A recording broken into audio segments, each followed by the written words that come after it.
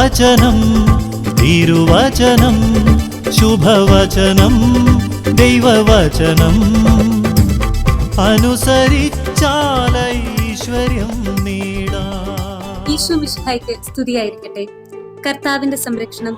അത്യുന്നതന്റെ സംരക്ഷണത്തിൽ വസിക്കുന്നവനും സർവശക്തന്റെ തണലിൽ കഴിയുന്നവനും കർത്താവിനോട് എന്റെ സംഗീതവും എന്റെ കോട്ടയും ഞാൻ ആശ്രയിക്കുന്നു, എന്റെ ദൈവമെന്നും പറയും. അവിടുന്ന് നിന്നെ വേടന്റെ കെണിയിൽ നിന്നും മാരകമായ മഹാമാരിയിൽ നിന്നും വരും. തന്റെ തൂവലുകൾ കൊണ്ട് അവിടുന്ന് നിന്നെ മറച്ചു. അവിടുത്തെ ചിറകുകളുടെ കീഴിൽ നിനക്ക് അഭയം ലഭിക്കും. അവിടുത്തെ വിശ്വസ്തത നിനക്ക് കവചവും പരിചയവുമായിരിക്കും. രാത്രിയുടെ ഭീകരതയും പകൽ പറക്കുന്ന അസ്ത്രവും നീ ഭയപ്പെടേണ്ട. ഇരുട്ടിൽ മുഴങ്ങുന്ന വചനവും മധ്യാഹ്നത്തിലടിക്കുന്ന കൊടുങ്കാറ്റും നീ ഒട്ടും പേടിക്കേണ്ട.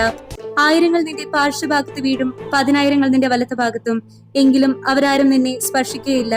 നീ അവരെയെല്ലാം കാണും. ദുഷ്ടന് കിട്ടുന്ന പ്രതിഫലം നീ ദർശിക്കും. നീ കർത്താവിൽ ആശ്രയിച്ചു, അത്യുന്നതത്തിൽ നീ വാസം ഉറപ്പിച്ചു. ഇതാ കർത്താവിന്റെ ദാസി, നിന്റെ വാക്യങ്ങൾ നിറവേറട്ടെ. ലൂക്ക 1:38. പരിശുദ്ധാത്മാവ് നിന്റെ മേൽ വരും, അത്യുന്നതന്റെ ശക്തി നിന്റെ മേൽ ആവസിക്കും. ലൂക്ക 1:35.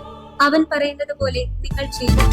അനുസരിച്ചാൽ ഐശ്വര്യം നേടാം. ദൈവകൃപയിൽ കരുണയിൽ ആശ്രയിച്ച് സ്വർഗത്തെ ലക്ഷ്യമാക്കി ജീവിക്കുവാൻ അമ്മേ ഞങ്ങളെ സഹായിക്കണം.